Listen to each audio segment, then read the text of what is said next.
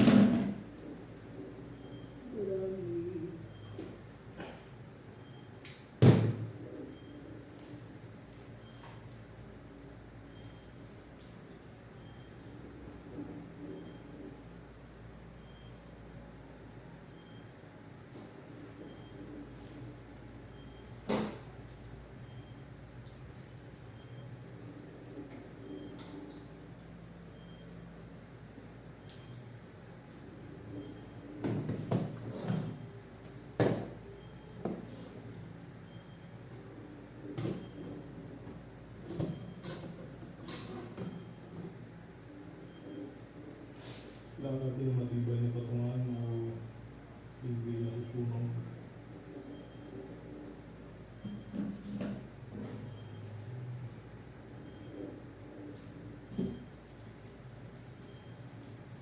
Ito lang. Ito ko na ito.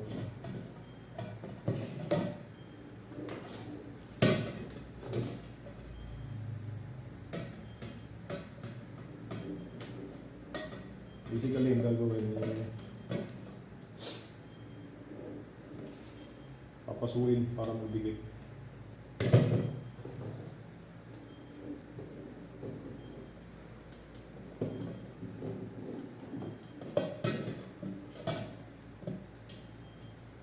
This is a soldering iron, by the way. 60 watts.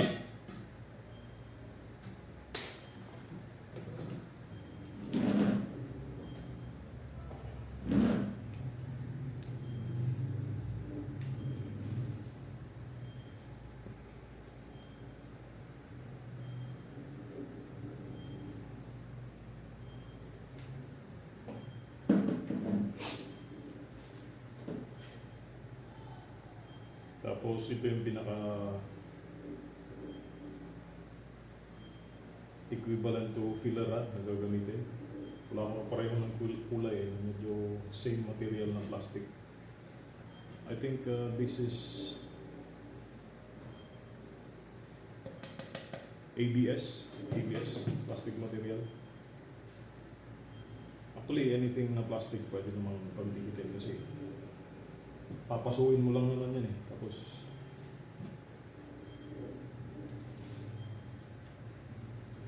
you melt them together. Basically a process of plastic welding. Destroy it yourself style.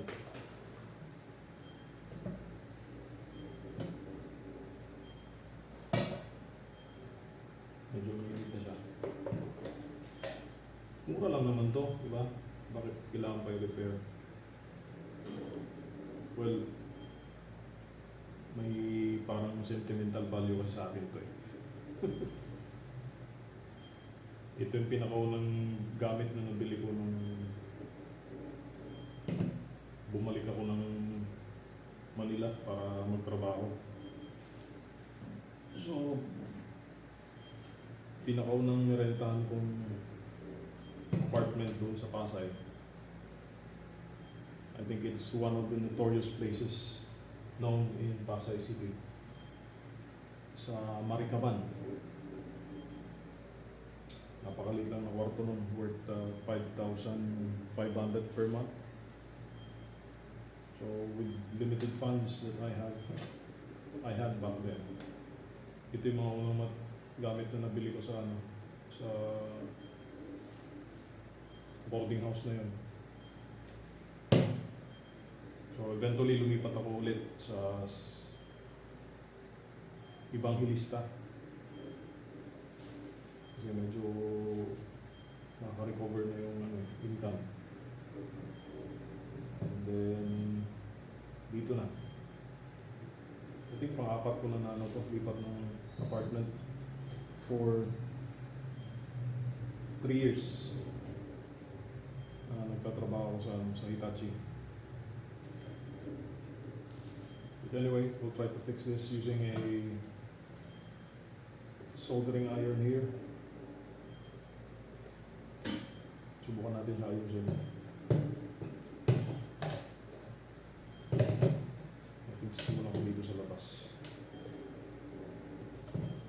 Didikit muna natin siya. So, inugasan ko na ito kanina. Mind you guys that kung gagawin yung similar procedure na ganito, yung fumes na galing sa plastic, it's not good.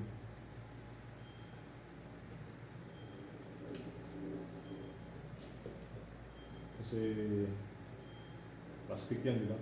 So, make sure na nasa ventilated area kayo to do this procedure.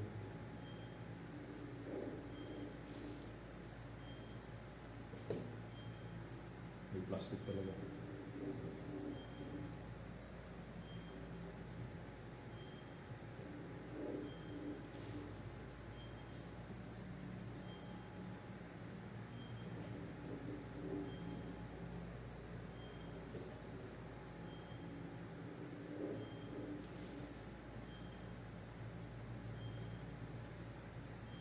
Usually dahil sa init ng soldering iron, panulusa yung plastic. So ibabind mo na lang.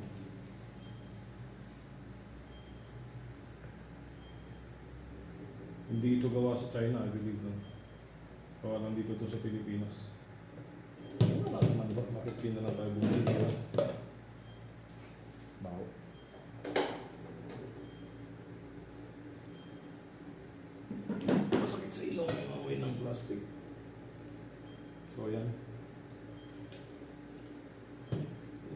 tumibay na siya.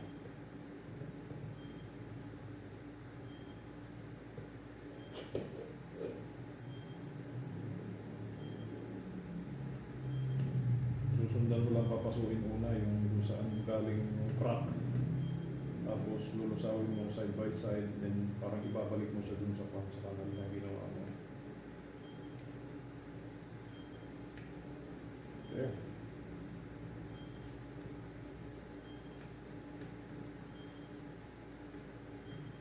Ang mahiwagang tao.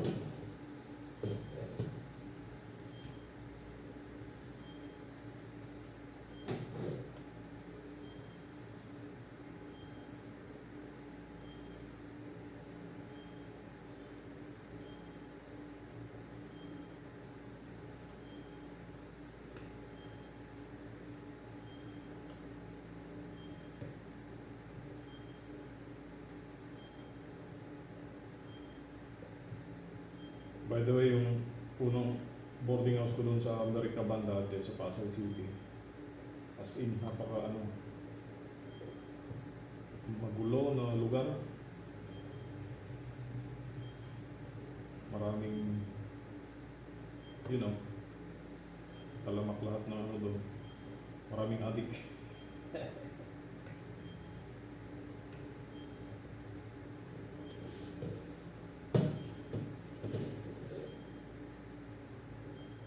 I survived 6 months in that area. Reason for me staying on that area kasi malapit siya doon sa project na ginagawa namin dati sa Pasay, yung Maynila Maricaban WRF o Pasay WRF. Ngayon na medyo patapos na rin. Ginagawa ng ibang team namin doon. It's Maynila project na I think one of their second pala sa mga project o planta nila dito sa Pilipinas that would be converting wastewater effluent into potable water. Hindi yun marumi ah. Galing siya sa wastewater. Technically, dumi, no? From sewer, then it will be treated supposedly bago itapon sa ilog. But with the investment that are put into it just to treat the water, itatapon mo rin naman sa ilog, di ba?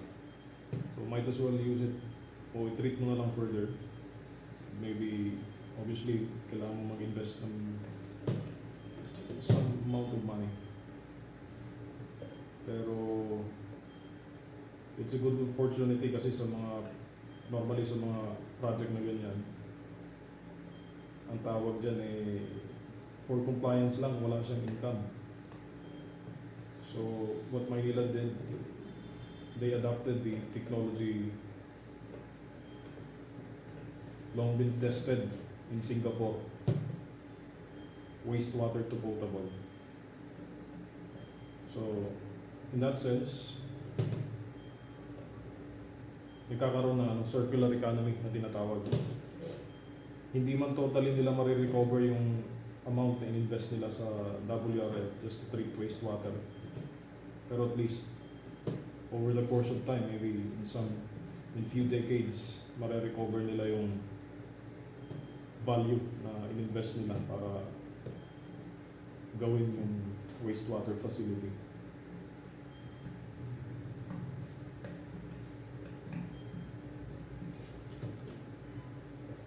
Ewan kung ayos ko ba para ko yata sinira lalo. Destroyed yourself.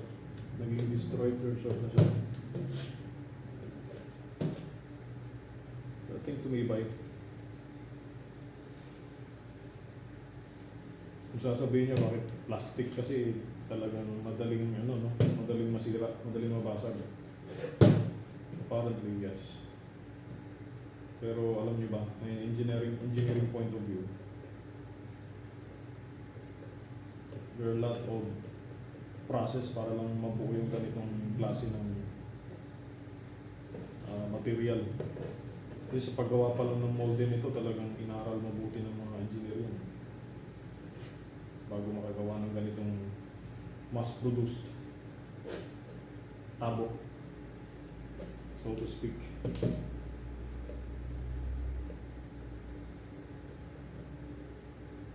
Okay. Ano ko na nasira? Ano ko na yata nasira? Anyway, tatapalan ko na lang ng plastic yan mga.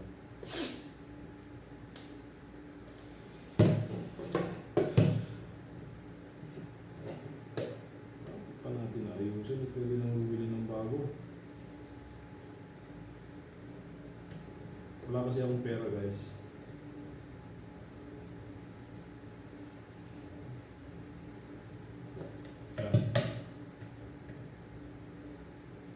From the inside naman, papasukin din natin. So, similar procedure lang. Similar procedure lang.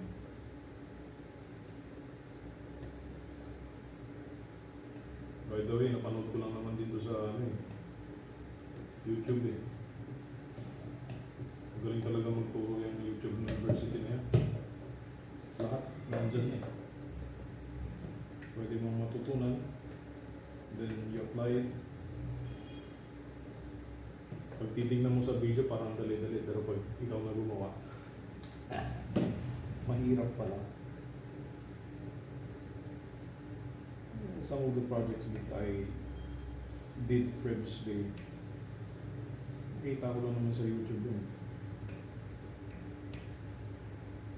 Some of them, it works. And some of them also, di gumana. At least you learn something. Hindi lahat ng nakikita mo mukhang madali. Pag ikaw na gumawa, hirap pala. You know, likewise with those people na gumagawa ng mga trabaho na akala mo parang minsan i-judge mo sila. Dali-dali lang naman gawin yan, pati yung magawa ng maayos. If you put yourself into their shoes, or you yourself doing that task or role, and you realize na hindi pala siya ganun kadali.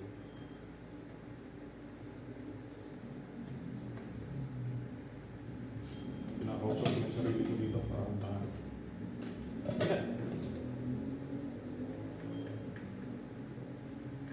Parang mayroong sintomas ng schizophrenia. Okay, it's working.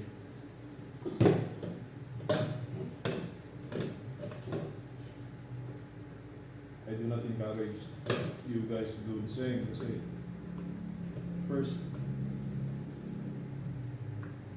hazard yung usok na na-generate ng ganitong procedure. Pinapasok mo yung plastic. So, it will melt, and then mag-generate siya ng usok. Which is masakit sa ilong.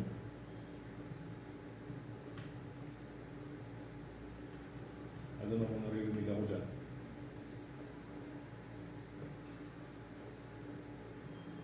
Masakit siya sa ilong.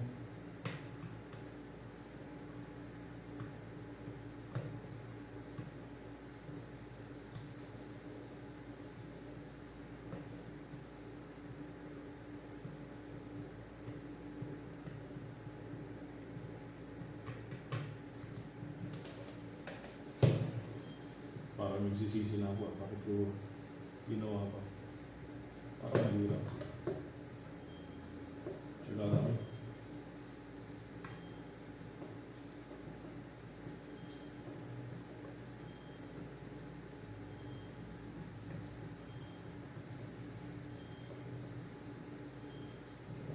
At tapat naman sa akin electric pan eh. tumibay na siya.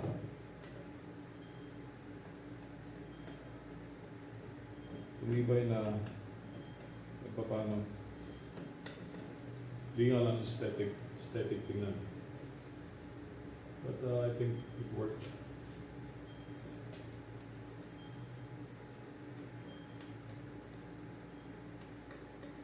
Three years na to, by the way. Yes, more than 3 years na. Okay, try natin siya kapalan ng plastic.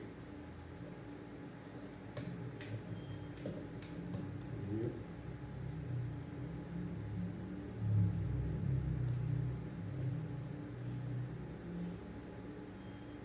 Ano ginagawa mo?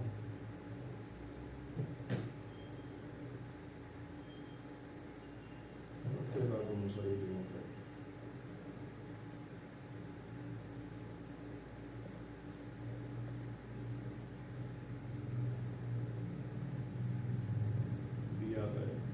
Di yata ABS. Yung plastic na pinagkunan ko.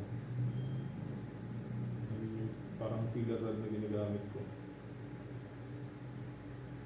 It's a different type of, I think, material. Plastic material.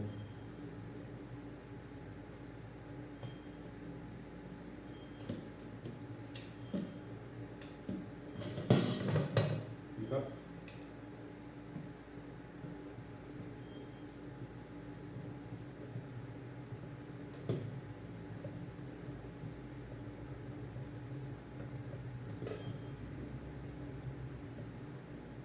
I am not professional in doing this.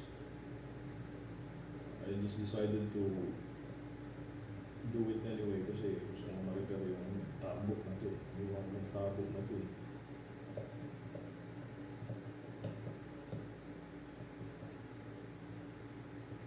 Hopefully it will work. It would last another year at least. Nakasave ako ng 50 pesos. 50 pesos lang. Magkano pang bayad ng kuryente pang gawa nito, pang repair. Tapos, damay sa baga. Sa usok ng plastic. Bibili ka na lang pare.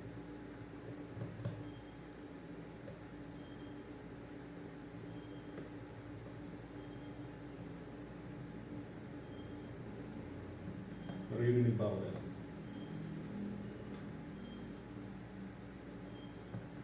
Napakugong lang na electric pan yung naririnig eh.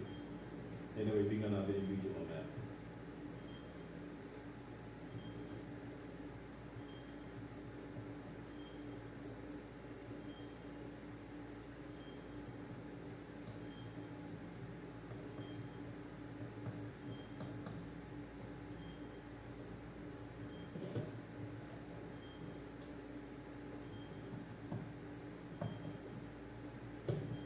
Pati pag-welding dati, pinapakialaman ko dun sa site. Kaya gusto ko matuto mag-welding yung bakal As in, sobrang hirap. Yung mata mo nasusunog, ay parang nasunog talaga, sugat eh. Halos 2 araw yata na lumuluha yung mata ko, tapos hindi ko maidilat na maayos. Masaklap pa noon gabi. Ako lang mag-isa doon sa sa barracks namin.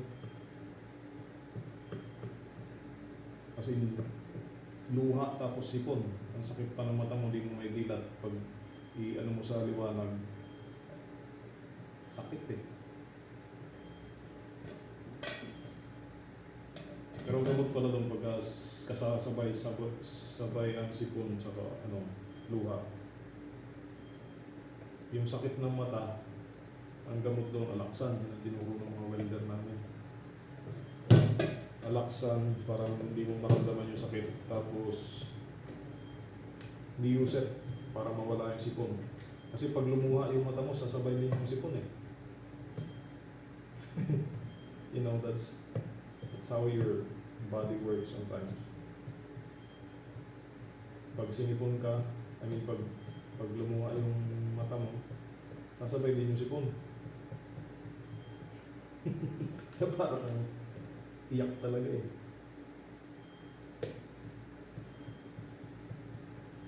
Ayan. Ano, it's not looking good. Aesthetically, pag-ibig mo siya. Pangit ka.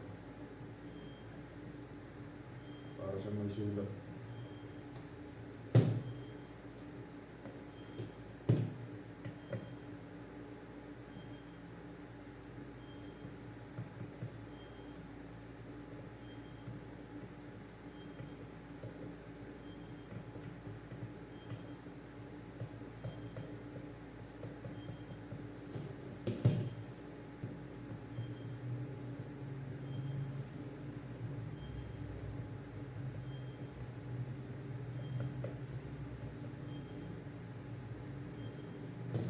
Yung gagamitin do sa ano, ito naman eh, ginagamit lang sa laundry, tsaka sa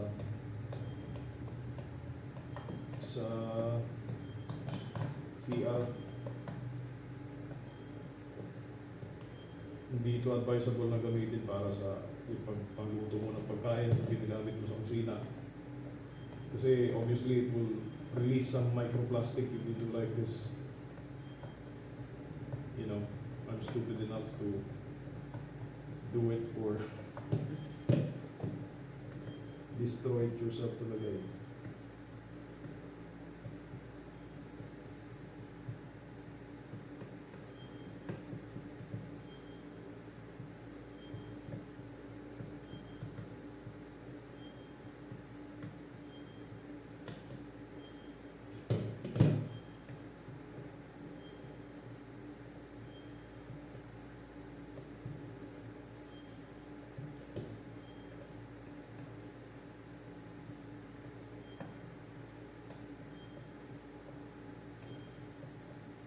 Hindi ko na siguro siya lalagyan sa kabilang side. I mean doon sa loob. Kasi mahirap usawin yung ano, plastic na pang-tapal. Dito na lang sa labas. I think this would suffice to hold the previous crack portion together.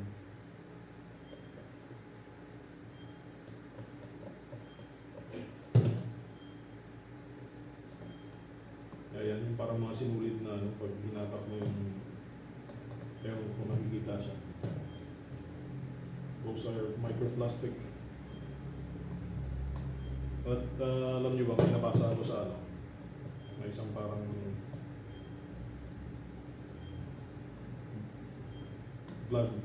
vlog sa Google.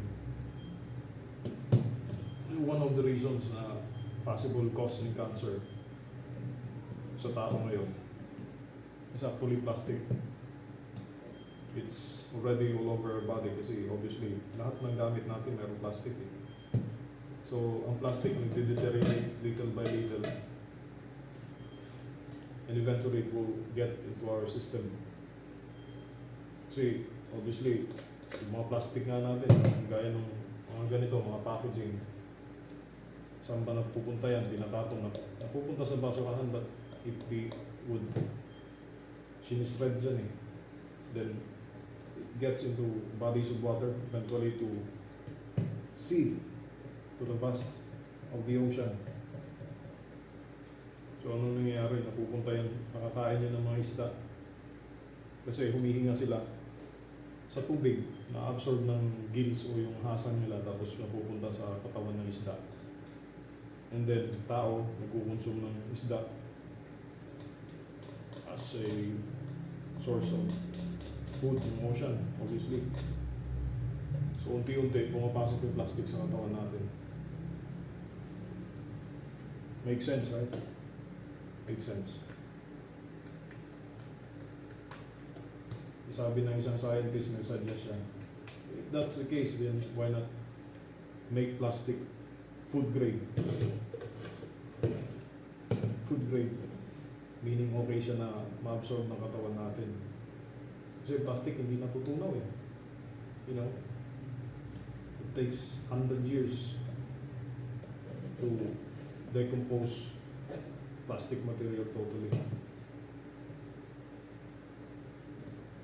That's why we really need to consider or reconsider our design, you know, lot of aspects to be considered. Anyway, that's the way it is.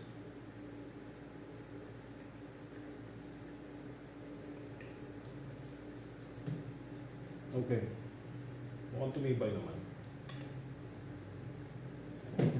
Tumibay naman siya. Hindi ko lalong nasira. So little bit of polishing lang.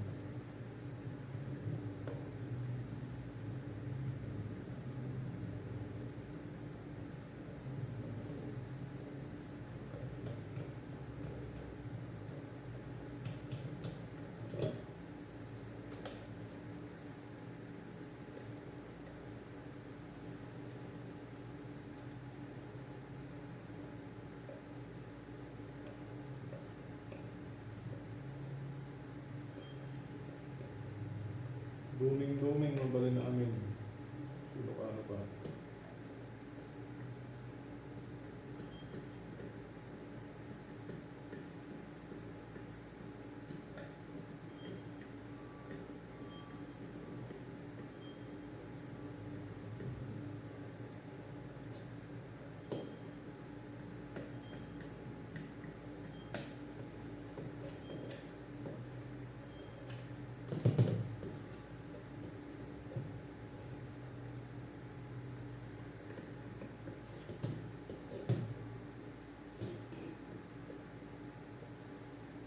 Maybe if I would reinforce that with metal like stapler both sides of the crack, mas lalo itong titibay. Pero anyway, kung masisira pa sa ulit, hindi mo bili na tayo ng bago. Pero ano naman yun.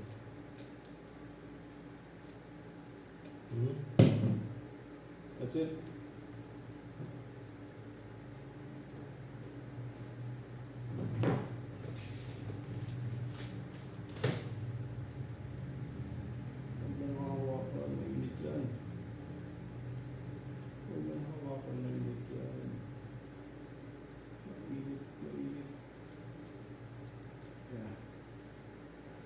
Okay. That's it.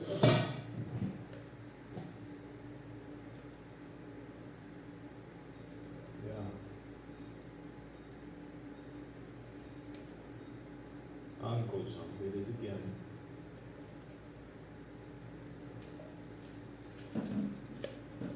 By the way. Ay, itsura niya. From the inside. Ayan. Lalo yata sumama. Big test natin, Big. Bigyan natin ng tubig.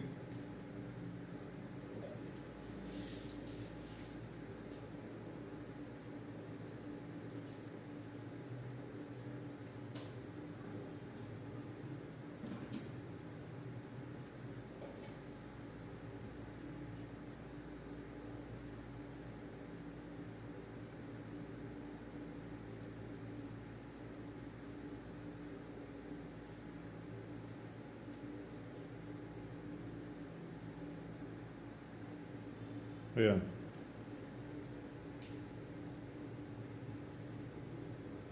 Kung wala namang tulo, tapos dito ang hawakan pag gumagamit ka ng tabo, di ba?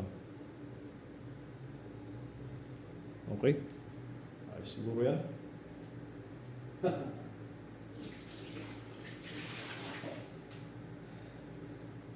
Pull it up.